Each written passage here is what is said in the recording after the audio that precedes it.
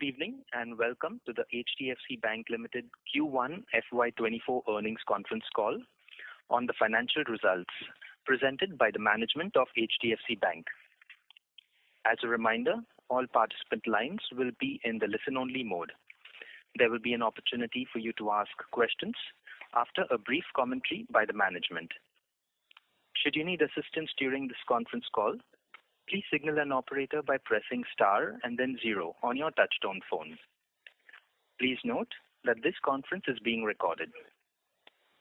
I now hand the conference over to Mr. Srinivasan Vaidyanathan, Chief Financial Officer, HDFC Bank. Thank you and over to you, sir. Okay, thank you, Darwin. Good evening and a warm welcome to all the participants. I want to briefly start and give a minute update on the merger. Effective July 1, as you all know, HDFC Limited has been merged into the bank. Consequently, all subsidiaries of HDFC Limited have become subsidiaries of the bank. Earlier today, with the support of BSE, NSE, NSDL, CDSL, all HDFC Limited shareholders, as on the record date, have received shares of HDFC Bank. This concludes the 15 months journey for the bank and all the regulators involved, and we would like to take this opportunity to thank them for their continuous engagement and support. HDFC brand, built over 47 years, will now be proudly owned by the bank. It is a privilege to add on and engage with the 6,000 institutional investors and 7 lakh individual shareholders. HDFC Limited has excelled in nurturing trust in their customer engagement over 4 decades of operation. We would like to harness this bond with the home loan customers by leveraging our exhaustive distribution reach and comprehensive digital platform to upsell a complete bouquet of the bank's and subsidies products across pay, save, invest, borrow, insure and trade, like the savings account, personal account and so on, including the credit card and SIPs. Seamless integration to aid the sustained and optimal execution is undertaken, involving merging products and processes expertise, creating learning opportunities by focusing on customer engagement and experience, onboarding 4 million customers with over 6 trillion portfolio, onboarding 4,150 talented professionals bringing in knowledge and culture. Now let's look at the key macro environment during the quarter before we review the earnings. Stronger than expected GDP growth in the March quarter has boosted sentiment. Various indicators suggest economic activity continued to be strong in the recent June quarter. GST collections have been robust in the first quarter, where rupees 5 lakh crores grew by 5 lakh crores grew by 12% year on year. Manufacturing PMI at 57.8 and services segment PMI standing at 58.5 augurs well and shows robustness. Again, the current account deficit narrowing to a 7-quarter low adds more strength.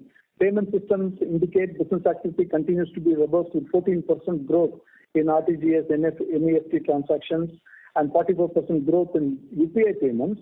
On the consumption side, the passenger vehicle and two-wheeler sales showed robust growth reflecting strong consumer demand. During the quarter, our retail issuing card spends have shown robust growth of 30% year-on-year and 10% sequentially. The uneven distribution of monsoon has adversely impacted sowing. Excessive rains in North India have inundated fields already sown, while lack of rainfall in East Central and Southwestern regions has delayed sowing. Overall, we continue to see healthy domestic demand conditions, resilience in services exports, and push from government through capex expenditure. These factors are estimated to result in India's year-on-year GDP growth rate of 7.7% in Q1 and greater than 6% in the full year 24, after a stronger than expected GDP growth of 7.2% in FY23. However, weather-related uncertainty with the rising likelihood of El Nino causes risk to rural recovery and inflation, which remains high. Let's go to the key themes. On the distribution, while we added 39 branches in the quarter, we added 1,482 branches over the last 12 months, which now stands at 7,860 branches. On the payment acceptance points, we have 4.6 million year-on-year growth of 37%. That includes 2.8 million merchants accepting through the Smart Hub Vyapar platform. On the CRB side, our SME businesses are present in more than 90% of the district, expanded to 1.7 lakh villages reach. and is on track to achieve the objective of over 2 lakh villages. Gold loan processing is now offered in 4,336 branches, an increase over June 22, a twofold increase over June 22. In the customer franchise building, we added 2.4 million new liability relationships during the quarter. With now over 85 million customers, it provides a base to engage, enabling us to broad base and deepen our relationships. In order to provide for this engagement, we have added 29,000 people over the last 12 months and 8,500 people during the quarter. On cards, we have issued 1.5 million cards in the quarter. The total cards stands at 18.4 million. Our website continues to receive enormous traffic. We received on an average 109 million visits per month with over 89 million unique visitors over the quarter at a year-on-year growth of 42%. Focusing on the granular deposit, which continues, deposit amounted to 19.1 lakh crores, an increase of 19.2% over prior year. On the back of a fantastic quarter in March 23, where we added 1,50,000 crores, we further built on this enhanced base during the June quarter with an addition to deposits of 30,000 crores. Retail deposits added in the quarter was 38,000 crores. Retail, which has been an anchor of our deposit growth, constitutes about 83.5% of our total deposits, getting more granular compared to 82% in prior year June. Retail deposits grew at the rate of 21.5% year-on-year and 2.4% sequentially. Wholesale deposits constitute 16.5%, and these grew 9% year-on-year, but were lower 2.5% sequentially. On a pro forma merged basis, retail deposits grew by 20.6% year-on-year. This is a pro forma merging on a pro forma basis, merging the June deposits of HDFC Limited I'm talking about, and the retail constitutes 83% of the total pro forma. Now moving to advances, growth of IBPC advances grew 20% year-on-year. Net of IBPC advances at 16.3 lakh crores grew by 15.7% versus prior year. This is an addition of approximately 16,000 crores during the quarter and 2,22,000 crores in the year. Credit to deposit ratio as of June end stood at 84%. Our retail advances growth was robust. Domestic retail advances grew 20% year-on-year and 4% quarter-on-quarter, primarily driven by strong performance in home loans and personal loans. Commercial and rural banking, which drives our MSME PSL book, continued its momentum with a year-on-year growth of 29%. Wholesale segment grew 11% year-on-year, but de-grew 1.2% sequentially. The bank's advances growth of IBPC grew by 20.1% year-on-year. When we include HDFC Limited's individual home book, the pro forma core loan growth for the merged entity is 18.7% year-on-year. Technology, we continue to focus on the technology agenda. HDFC Bank won the Customer Experience Hub. Over 12.5 million unique customers have interacted through the platform, according to over 22 million interactions. On the Page app, has handled transactions volume of over 13 million during the quarter, with more than 1.6 million monthly average logins and 1.5 times increase in customer spends. Express car loan volume now contributes 30% of our car loan volume.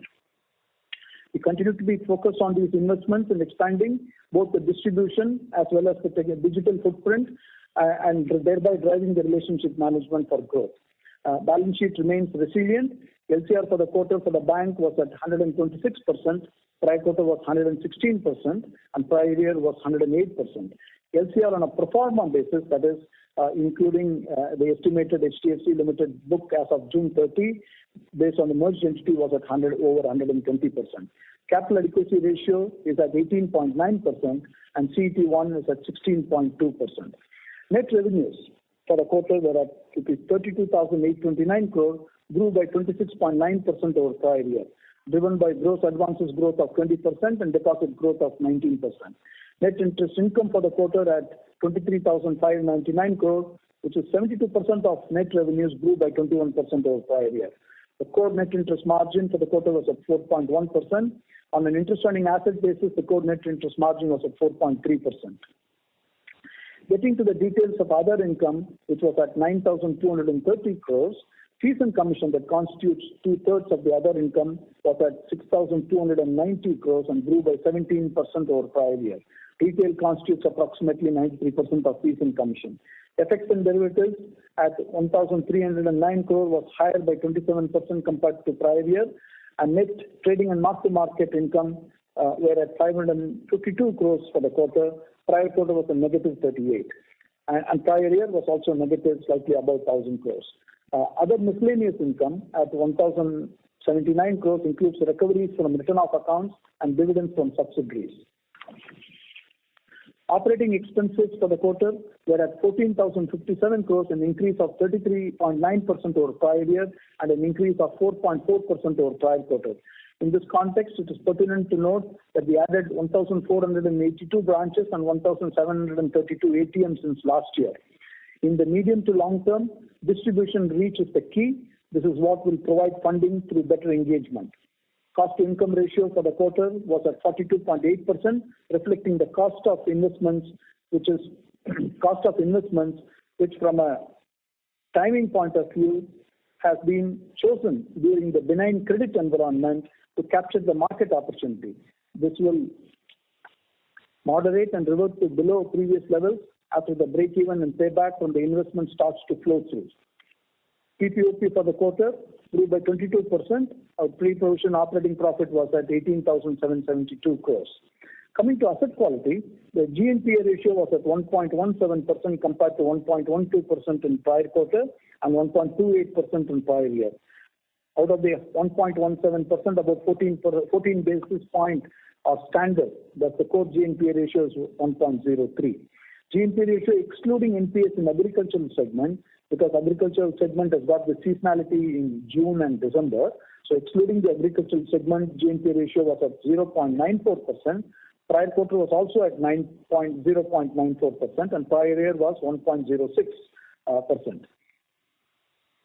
Net NPA ratio was at 0.30, and net NPA ratio excluding NPAs in agricultural segment was at 0.23. Again, same as prior quarter, which was also 0.23. The slippage ratio for the current quarter is at 35 basis points, or about 5,800 crores. The slippage ratio for the current quarter, excluding agricultural segment, was at 26 basis points, about 4,200 crores. During the quarter, recoveries and upgrades were 2,650 crores, or approximately 16 basis points. Write-offs in the quarter were 2,100 crores, or approximately 14 basis points. There was no sale of any NPA accounts in the quarter. Restructuring under the RBI resolution COVID framework as of June end stands at 27 basis points, about 4,265 crores. In addition, certain facilities of the same borrower which are not restructured is approximately 5 basis points or 800 crores. On the provisions, reported were 2,850 crores against 2,700 during the prior quarter and 3,200 in the prior year. The provision coverage ratio was at 75%. At the end of current quarter, contingent provisions and floating provisions were approximately 11,150 crores, same as last quarter. General provisions were at 7,150 crores. Total provisions comprising specific floating contingent and general provisions were 171% of the gross non-performing loans. This is in addition to the security held as collateral in several of the cases. Floating contingent and general provisions were 1.12% of gross advances as of June end. Now coming to credit cost ratios, the total annualized credit cost for the quarter was at 70 basis points. Prior quarter was 67 basis points and prior year was 91 basis points. Recoveries which are recorded in miscellaneous income amount to 19 basis points of gross advances for the quarter. The total credit cost ratio, net of recoveries, was at 51 basis points in the current quarter compared to 68 basis points in prior year and 44 basis points in prior quarter. The profit before tax was at 15,912 crores, grew by 30% over prior year.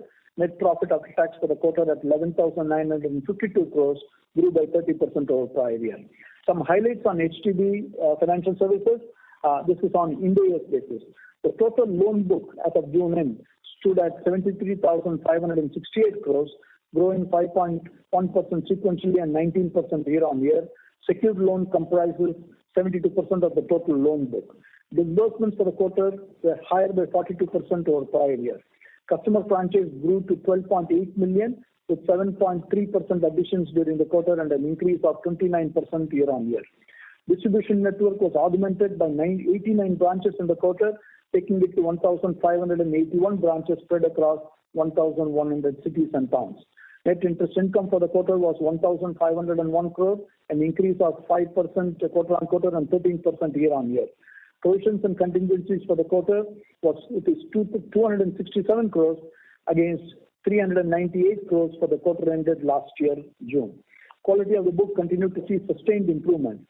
Gross stage 3 as of June end improved to 2.5% against 2.7% as of March 23 and 4.9% as of last year, June, reflecting sustained healthy collections.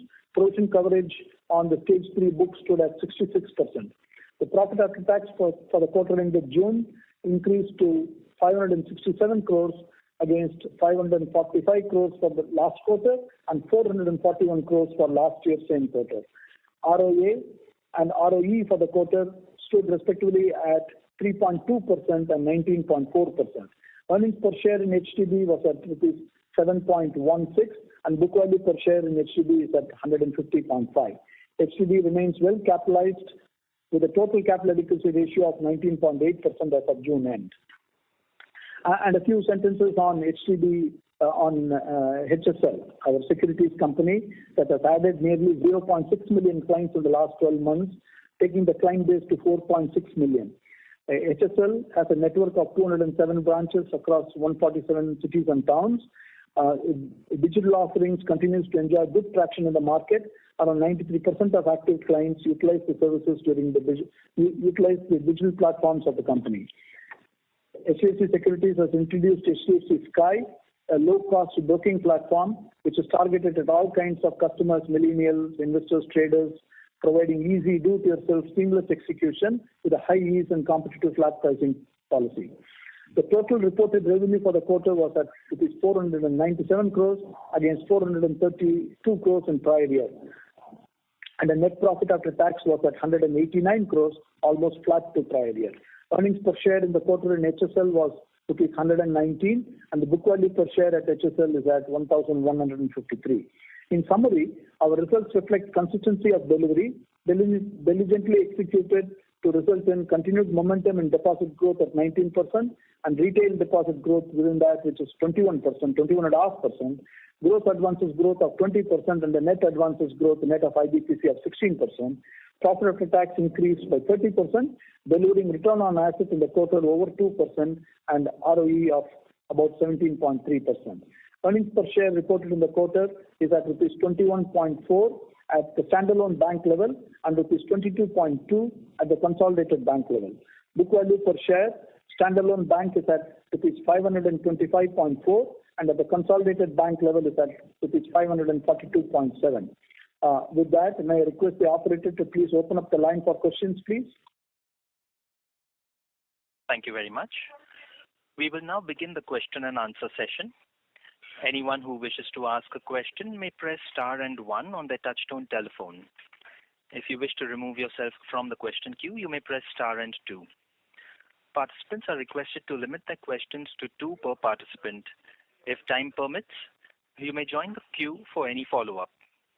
Ladies and gentlemen, we will wait for a moment while the question queue assembles.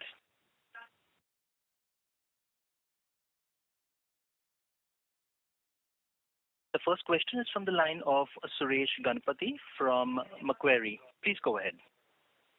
Yeah, hi. I have 2 questions, Srini. One is on credit growth and deposit growth. The other is on merged company profitability. So let me first touch the deposit growth aspect. So, I know quarterly there can be fluctuations, but, your QOQ standalone deposit growth was about 30,000 crores, right? 1.6%. But I'm looking at the system number. Apparently, the system seems to have added 9 trillion rupees of deposits of 5% QOQ. So somehow I feel on an incremental basis for the quarter, you might have lost a lot amount of market share. Anything specific which affected this quarter's deposit mobilization? Suresh, nothing specific as such. Typically, Q1 is of all the quarters is a slow quarter, right? Across various parameters, it's a slow quarter. From from branches to deposits to loans to, if you go back historically and see, the first quarter contribution is in single digit, typically on an average. If you see, there will be sometimes where it is in double digit, but typically single digit is what it contributes. That's one. And two, I know that if I take you back a quarter or two ago, that it's not about one quarter. You should look at how extraordinarily it got built in March, and then we sustained it. That means we did not lose that over, and then we built on top of that, because it was not a small feat, and at least 50,000 crores came through in March quarter, more than what one would have envisaged, and we kept that and we built on top of that. And particularly the retail, if you see, we built 38,000 in retail. Typically the first quarter you see the current account going down, and savings account to some extent moderates due to spend. We've seen 30% increase in spends, right? Our issuing card customer spending increased 30% and 10% up sequentially on spends, card spends, on the retail cards. So some of these factors typically contribute, but then more important is that we are confident that the building blocks that we put in place for that such enormous growth remain, and confident of getting that to fruition over the next few quarters. Okay. The other question is on advances. You reported in the pre-Q update merged gross number excluding wholesale of HDFC Limited to be growing at 15%. But apparently in the call just now you said it's actually grown at 18.5%. That is, if I just take the retail HDFC and add the gross advances of the standalone entity, the number is 18.5%. What number to go by? Because what is then the pre-Q is 15.5%. Merge gross excluding wholesale. Yeah. See the gross bank, we put that up on page 23 of the earnings deck that we published earlier today to be helpful on that. The bank's gross of IBPC grew by 20%. Correct. And HDFC's individual loans, the mortgage individual loans, grew by 14% year on year. So combined, just the bank loan and the individual loans, because these are the categories of loans that are managed for significant opportunities and growth. That's grown at 19%, 18.7%. Right? That's a growth. The HDFC's non-individual loans degrew by 18% year on year. Right? 18% it degrew year on year, and which we know that there have been management actions driving that degrowth. And we will evaluate over the next 2 quarters in terms of what is the stable level before we start to build. Right? We get to understand it better before we get that to be building. That's down 18%. So that's why, including that, it is a 16% growth. All loans on a gross basis then is 16%.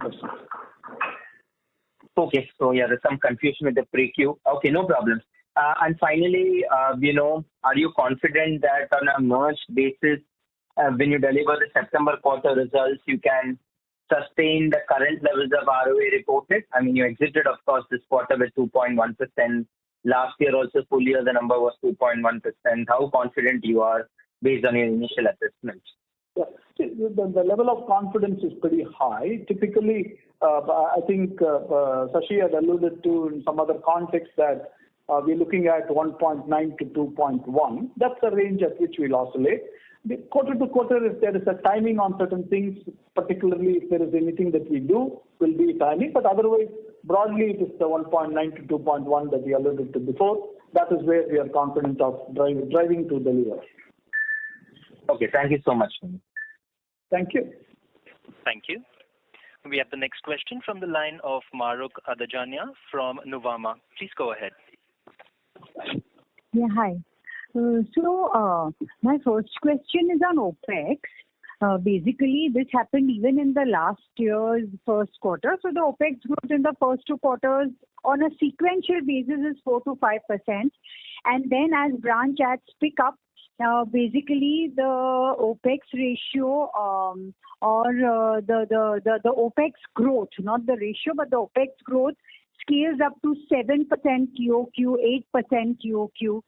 And that's last year this happened because the branch adds were significantly high in the second half, right? 600 to 700 branches in each quarter of the second half.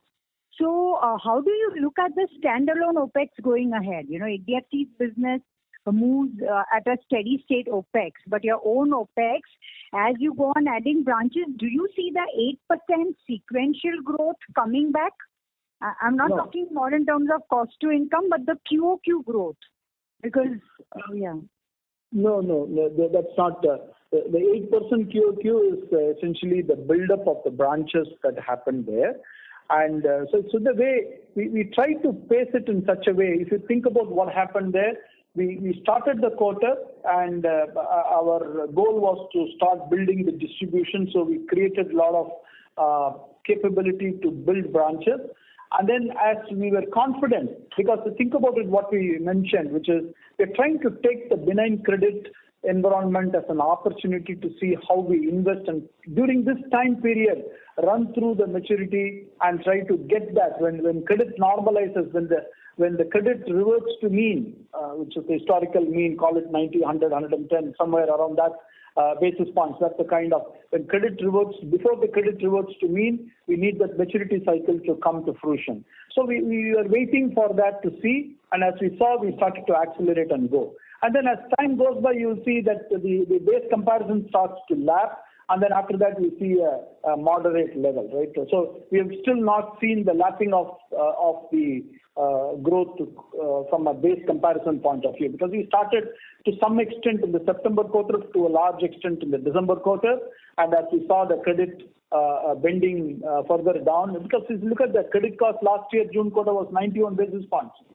This quarter is 60 basis points, right? So as we saw that coming in, we started to implement that. That's essentially, in fact, not all of the credit cost is getting reinvested, but we are taking that opportunity and the environment to do that. Got it. And my next question is on loan growth and incremental deposit growth. So just in terms of loan growth, we had kind of indicated doubling of the book. Do we see that starting FY24? Because the run rate is a bit softer in the first quarter. So the merged balance sheet has grown 13% after including everything. And if you exclude IBPC, then it's grown 16%. Can we see a 17-18% growth as we end the year? Would that be a fair estimate? Yeah, Madhuk, yes. See, if you think about any time period, a 3-year period or a 5-year period, typically, which we look at 2.3 times, 2.4 times, it moves up, which indicates about 17-18% kind of a growth.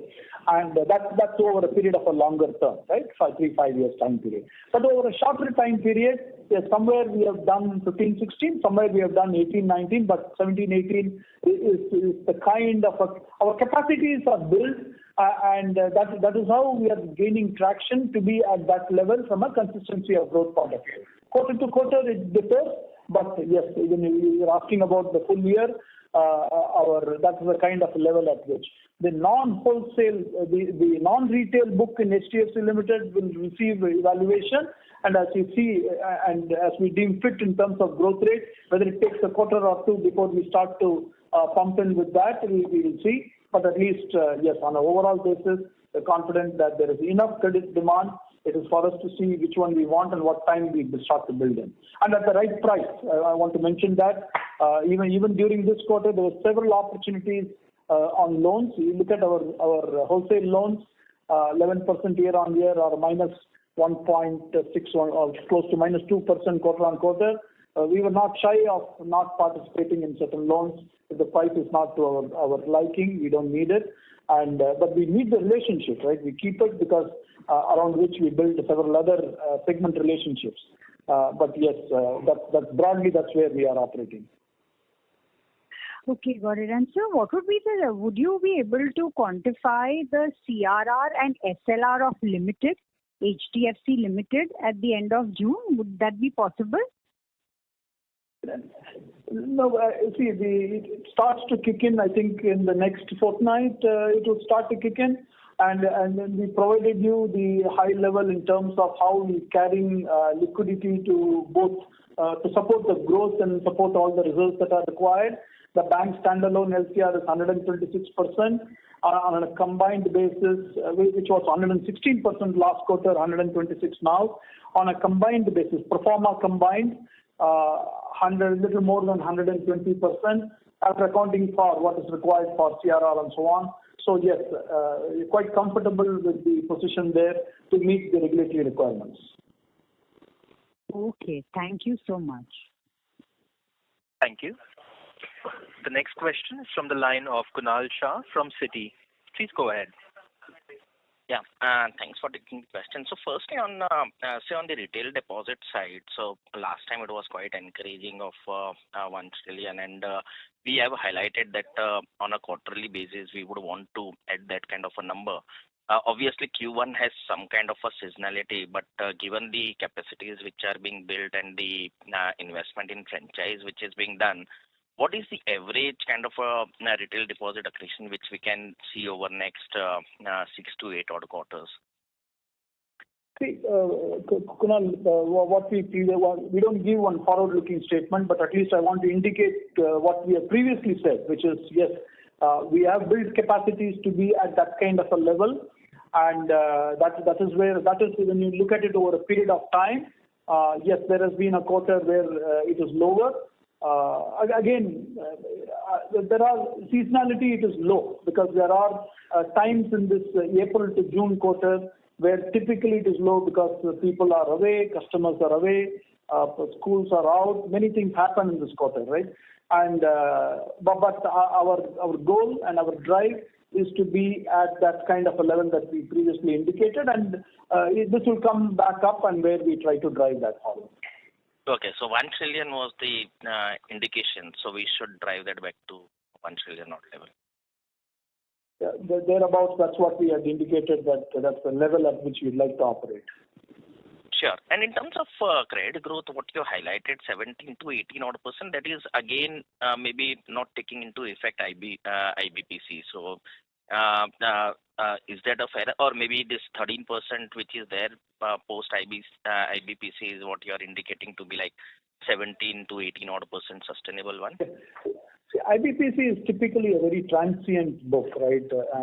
Transient means it comes in, it goes out and comes in back in, right? IBPC is not a full sale. You manage it quarter to quarter. There are a few objectives that we achieve from a priority sector obligations point of view or from a liquidity point of view. There are several considerations that go into doing that. But when we think about the loan 17-18% or historical that we have done, 2.3 times, 2.4 times, doubling every 4 years to 5 years, it is on a total basis, right? So when do we actually expect this number to moderate? Maybe obviously this will move out, it's a transient one, but what is the kind of number which we can look at in terms of the IBPC, because that also drives at least the overall balance sheet number? We don't have a target for IBPC, it is opportunistic. Yeah. And it is, as I told you, the purpose, not only opportunistic from a balance sheet point of view and the market demand, there was a good amount of demand in the market, right? There are certain other institutions which are wanting to put assets on, and we get a good price, we pass it on, right? That's what. And second thing is that if there are, when we look at the priority sector requirements and our ability to what we need to do, and if it's an opportunity to let that go with somebody else, that is also something. So there is no particular target we have. It completely depends on, it is opportunistic, it depends on what the market is on pricing and priority sector pricing opportunities. Sure. And one last question, in terms of any integration cost that would be incurred once there is a merger, or there is no integration cost? No, there will be integration costs in the form of stamp duties and in the form of certain other costs that we will have. But they are, as we said, within reason, nothing substantial, but within reason it will be. Yeah. We will call that out separately after we complete it. Okay, but that's not a meaningful one, which will... It's not a big mover of the overall financials. Thanks. Okay. Thanks a lot, and all the best. Yeah. Thank you. Thank you. We have the next question from the line of Saurabh Kumar from JP Morgan. Please go ahead. Hi, good evening, Srini.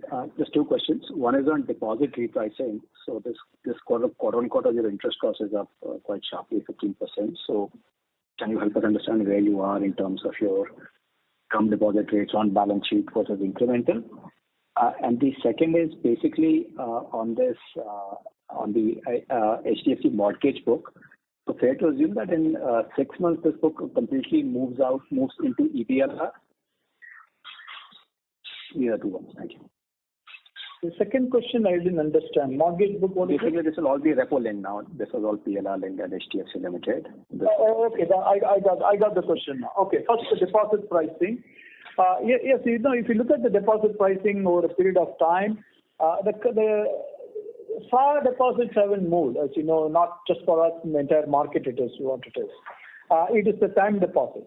Our deposit cost that you are seeing is simply a function of the mix that has happened, which is rightfully we are targeting to get the holistic customer relationship or deeper customer engagement.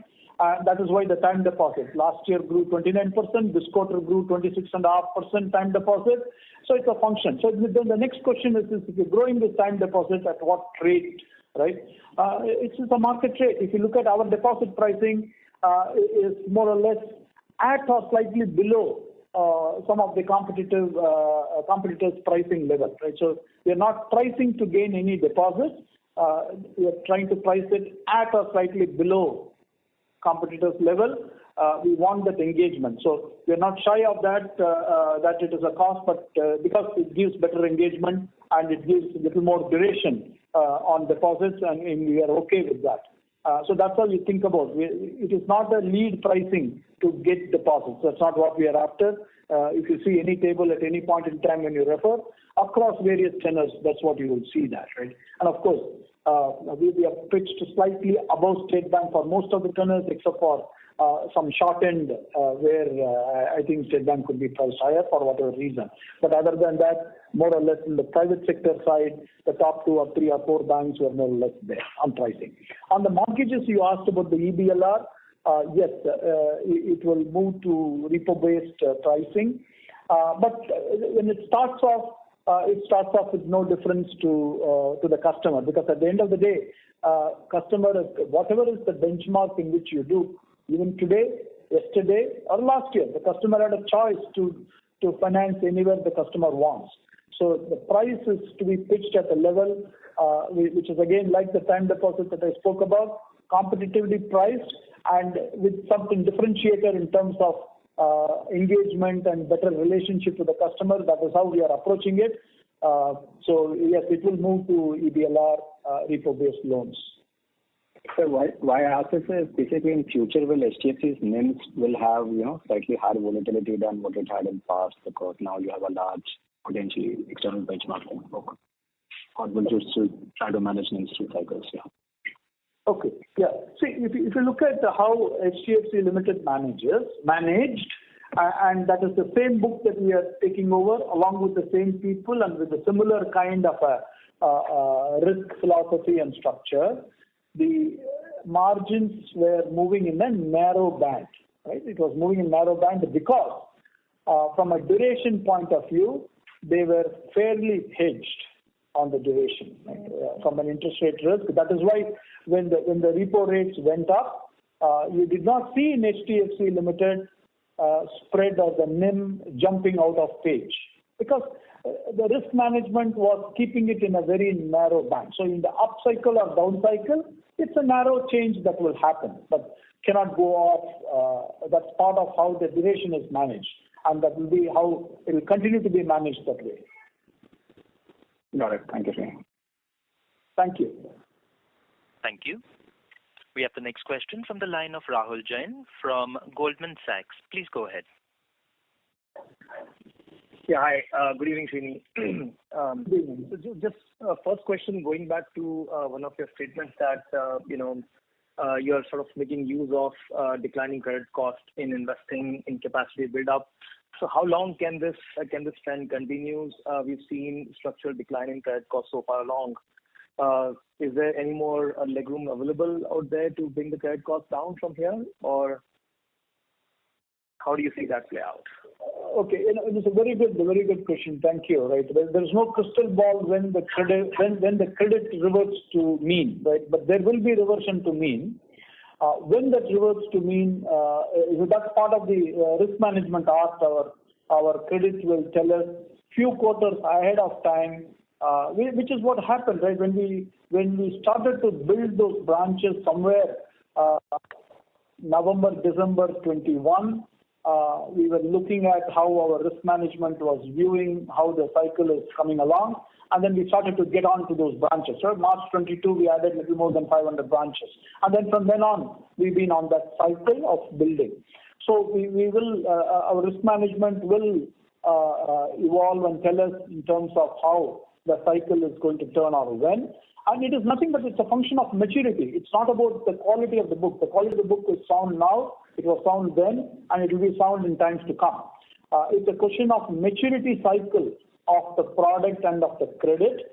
And when that reversion begins, that's when we start. But still, by the time the reversion begins, we are confident that we will lap the base effect comparison cycle. Right? That's where we want to get this through so that the base effect starts to kick in. The maturity cycle starts to come in 18-24 months break even, and it starts to contribute to the top line. And then hopefully the reversion to mean starts. Right? So that's the kind of process that we are going through on that. I hope it helps for you to think through how long it can. Right? Yeah, so just to paraphrase, I think we've got sufficient degree of visibility, at least for this year, that credit cost can keep compensating for enhanced investment and capacity build up. That's a fair understanding, right? Yeah, that's a fair understanding, and normally 18-24 months break even to pay back. So if you started this in December 21, January 22, that's where we started. 18 months time that you see, and by the time the base effect is also in. Makes sense. That's very helpful, Srini. Thanks. The second is on the segmental growth. So we saw PL quarter on quarter growing. I think had a pretty slow sequential quarter, whereas home loans have picked up. Is this because of your calibrated risk stance that PL has to slow down and the secured portfolio has to grow up, or it is just a quarterly phenomenon? It is simply a quarterly, Rahul. I think in some other place I alluded to. First quarter is typically a very slow quarter. If you look at 3-5 years time period at an aggregate level on loans too, little more than mid-single digit to somewhere little mid to low double digit. That's the kind of first quarter contribution to the full year, right? So it is normally slow, but we still see a good amount of underlying demand which is there. And even as we speak, right, you've been asked about this, but as we speak now, as this quarter has begun and moving on, the mortgages now post-merger, what we get anecdotally from various sources within our bank, and as we see some of the logins, right, it has to translate into full loan disbursals. The mortgage logins are 20% on a combined basis, 20% more than what we have seen before. So we are seeing good amount of traction build up there. So it's a question of timing when it realizes into the balance sheet, but there is good demand that is coming through. Yeah, actually, I was quite curious about personal loans in particular because the YOY growth also for the last few quarters have been under-indexing versus the broader system's PL growth. So, I was quite curious, is this, more of a conscious strategy that you are not trying to grow this portfolio or gain share or? Good. Thanks for asking that, right? The people sometimes have asked us, the market grows personal loan at 30% or 35 or whatever, high 20s and so on, and why we are not growing. We are at 18 or 20 or 22 kind of rate. What's going on, right? See, that's the level at which our risk management looks at how to calibrate and get that growth across. There are opportunities to do 2x that from a growth rate point of view, but I leave that respectfully to our credit to determine at what pace, because every growth gets monitored, evaluated, post the disbursals into the bureau to see learnings are incorporated. There are several processes they follow to calibrate it and go, and I wouldn't second guess them in terms of demanding far higher growth than what they allow. That's helpful. Just one last question on the PSL and RIDF. Any incremental color? Did you have to buy any more RIDF this quarter, or were we self-sufficient for the full year? Can you just throw some color around that, please? See, I wish I could tell you how much we will buy, but I want to be careful about the price in the market and not spook up or down. But at the same time, we are conscious of the requirement. We are at an aggregate level more than what is required. We always look for subcategories that we want to build, and over a long period of time, we want to be self-sufficient. That is the reason for our geographical expansion, going into deep villages and so on. That's over a period of time, right, that we need to be self-sufficient ourselves. But in the short term, yes, all of those activities, which is buying PSLC, RIDF as a compensatory where we think that the price is not appropriate in the market, IBPC that provides PSL, or the securitization, which is the pass-through certificates that give qualifying assets. We are, in addition to organically building, we are in the market for all of those all the time. Okay. Srini, just one last question, if I can squeeze in on the merger-related cost. I mean, is there going to be any one-off that we should expect? Any qualitative color that you can give around, as you move to consolidate the numbers between you and HDFC Limited for the second quarter or whatever, during the year? Anything that you can be aware of? Yeah, there will be some merger-related cost. I think in the previous sometime one or two questions ago, I did hear from Kunal asking the same in terms of the merger cost. There will be. It would be something within range and manageable. The stamp duty cost and certain other costs that requires to effectuate the merger. We will be spending that. We have spent, or we will be spending that. But they are all within reason and nothing out of the page in a big manner. And apart from cost, there is nothing much that can spring up on account of. No. Apart from cost, there could be some capital assets that we will put in from an infrastructure point of view, and then over a period of time, we depreciate certain assets for capacity building. But other than that, some costs will be incurred, but they are within reason and range. Fair enough. Very helpful. Thank you so much for answering the questions. Thank you. Thank you. We have the next question from the line of Abhishek from HSBC. Please go ahead. Yeah, hello. Good evening, and thanks for taking my question. So, Srini, the first question is on this wholesale book of 1.1 lakh crores, which you're running down, the HDFC non-individual loan book. What part of that book remains to be run down still, or now is it at a steady state and you're probably looking to, build from here? Okay, good point. See, it has come down 18% or so over the last 12 months, right? Part of the management action in terms of how, as we entered into the merger, a lot of rationalization, and we came down 18. It will receive, I don't have one number where we will settle and start to grow, but that's part of how our businesses evaluate, look at those relationships, because you know that in our wholesale book that we have, which is the 4 lakhs or 4 trillion something that we have, our wholesale book, it is simply not a lending-based value proposition. It is a full relationship-based value proposition, which is lending with cash management, with the trade and FX, and with the salary accounts, and with the supply chain distribution accounts. So it's intricately connected across all the business segments we operate. Again, here we are evaluating all of those things, and we would like to grow this book at some point in time, but at this moment it is getting evaluated for what is the kind of a positioning across various segments that we need to do. So, Srini, the reason I'm asking this is this obviously affects your headline growth, right? And there would be part of this which you may have earmarked that, this is not the kind of business we want to do.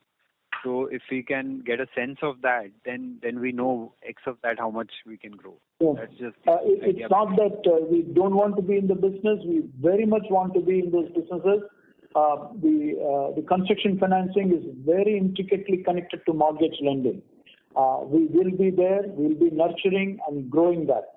It's a question of evaluation, and it's a question of picking up the right kind of relationship for a broad-based across various segments diversification, and then we need to go. So there is some level of that review that needs to happen. So there is not a chance that we are thinking of that we will not be in this segment. We will be. It's the auto dealer financing, which we are very, very well embedded in. Very similar in the mortgage business. We have to be in the construction business to get that insight into the development. So we are able to finance the mortgage through that process. We will be there. The other book is the LRD book. LRD book, we do that, and the bank already grows that, and this will add on to that, and we will continue to grow on that. So the only thing that we would not be doing is land financing types, which we will not be doing, or some of the project financing that doesn't meet the regulatory requirements, we will not be. Other than that, very much part of the growth. So I don't want you to take away saying that this is a rundown book. It is not. It is a core part of the book to grow the other retail mortgage loans. Right. And the part that you don't want to do, the land financing and the project financing bit, does that run into, let's say, north of 10,000 crores, or it's within that? First, you take it and come, but it could be 5,000-10,000 crores, whatever. We are evaluating that in terms of what part of that we cannot or we shouldn't want to be there. Got it. The second question, Srini, is on deposits. Now, the reason the point I'm trying to get to is your incremental deposit market share requirement is roughly 25%. And if I look at a longer period acquisition rate, you're going at a 20% incremental market share. So there's still a 5% gap. Now, incrementally, would you have to raise rates? Because you've kept your rates at or below competition mostly. But now you have this incremental requirement, right? And it can't just be fulfilled through your investments in branches, So how do you think about your rates on the TD side versus, let's say, or going forward? And will that lead to, stickier rates on your cost of funds and therefore some more pressure on them? So how do you think about that? Yeah. So, good things. Two things alluded to, right? One is the market share. See, we don't drive a business targeting a market share. So I want you to get off the thought process saying that internally we are thinking of what should be the market share and drive that. We don't look at that at all. We look at what is our funding requirement and how do we use our building blocks to get that. So I just wanted to keep in mind. So there is no particular mindset target of what we need to go there from a market share point of view. But coming to the second aspect, which is more important, if you need time deposit, what sort of a pricing? We have stated in the past, and that's how not just in the last 1 to 2 years, but for a longer period of time, the bank has demonstrated discipline in pricing. We never lead by pricing to get any volumes, and it is simply based on relationship. And this comes by few things, right? We have built a brand over a period of time. We need to reach the customer. We need to be closer to the customer. That is the thought process we have, and not just in the last 1 year, 2 years. Over a period of time, if you see, that's how the branch got built. We had 2,500 branches in 2013. 4,500, 4,700 branches in 2018, then went to 7,000, 7,800 and growing, right? So the branch strategy is not something that we decided recently. We are accelerating to some extent on that, but it is about the distribution and the reach that is required, which is what we are building. The third, once you have all this, you need to get the customers in, right? And we have built so far getting in 85 million customers. And out of the 4 million customers from HDFC Limited, we have opportunity to operate with more than 2.5-3 million of them to bring liability relationships. This quarter, we added 2.4 million new liability relationships. So you need customers. And then we work on the customers both the new account value. As we bring in customers, we get in certain balances, and then the change in balances of the existing customers, we work through engagement to see how do we deepen that to get more balances. And one of the ways in which we have recently got change in balances of the deposit from customers is time deposit. We have seen that our penetration has been low at 14%. We moved that needle to 14.5% right now, but the denominator has also changed, right? We have more customers now. So while we have grown 29% last year, 26% in the recent quarter, still it has made a difference of only 50 basis points higher from a penetration. We have a long way to go. And if you look at the pricing, which is where you started this question, how far pricing is influenced by this, you can be any point in time. If you look at the pricing, our time deposit pricing versus some of the peer benchmarks, if you see, they're pretty closely aligned. We don't lead by price. Right? I want to leave the thought there. This is part of the ALCO discussion in terms of how we engage with the customer and how pricing is not the lead consideration for getting any deposits. Got it. Thanks. And just squeezing in one quick question on your calculation actually. So the ROA that you show in your PPT, that's 2.1%. Is that calculated on quarterly average balances? Because when I calculated, it comes to 1.9. So just trying to reconcile that difference. I don't know how you calculate, daily averages, but whatever daily average, but you cannot get 1.9. You send your numerator and denominator, we will tell you where there is an issue. Okay. I'll take it offline. Yeah, please. Thank you. The next question is from the line of Manish Shukla from Axis Capital. Please go ahead. Yeah, good evening and thank you for the opportunity. Firstly, Srini, are you able to quantify the crystallized liabilities of HDFC Limited at the time of the merger? Yeah, the liabilities that get crystallized about 6,36,000 crores is what is moved to the bank. The 6,36,000 includes the deposits, right, which is on page 23 of the earnings tape that we showed. That includes the deposits, but 6,36,000 is what is moved along with the assets. Sure, that's helpful. Secondly, on the merged basis, the loan to deposit ratio is at about 109%. How and when do you think you can get it down to below 100%? And basically, I'm saying that in terms of your incremental funding requirements, how do you think between deposits and... Sir, sorry to interrupt, but the line for you is not very clear. I request you to please use the handset while you're speaking. Okay, I'll get to Manish, right? Manish, I will get to that. See, on the you asked about the deposits, credit to deposit. Yes, instantly because of the merger, it goes up. On an incremental basis, if you see, last year was 72% incremental credit to deposit. This quarter is 50-something incremental deposit. But the way we think about and operate is that on a pre-merger, on an average, it was 85% credit to deposit. We are operating at about 80% or so. That is the kind of a thought process from a credit to deposit ratio. So even if we want, instantly it cannot be brought down because there's a maturity profile for the borrowings that we have. So it will take 3-4 years for that to come down to a level at which the bank has historically operated. And so we have to wait for the maturity profile to go and get replaced with deposits. So the gap would essentially be funded via affordable housing bonds or other kind of borrowings, right? Because the maturity profile, it will both run down. On an incremental basis is what you need to look at. And then it will play out where it comes back in 3-4 years down to normal. Got it, understood. Thank you. Thank you. The next question is from the line of Pranav from Bernstein. Please go ahead.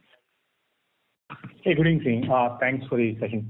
I'll just go back to the IBPC's issue, Srini. The question is, if you had, instead of going down the IBPC route, if you had kept the loans on the balance sheet, what would have been the loss in terms of numbers? Is it ROA which have been impacted, or is it your LCR, or is it your PSL management? Or in other words, what would you have to sacrifice to report a better headline number?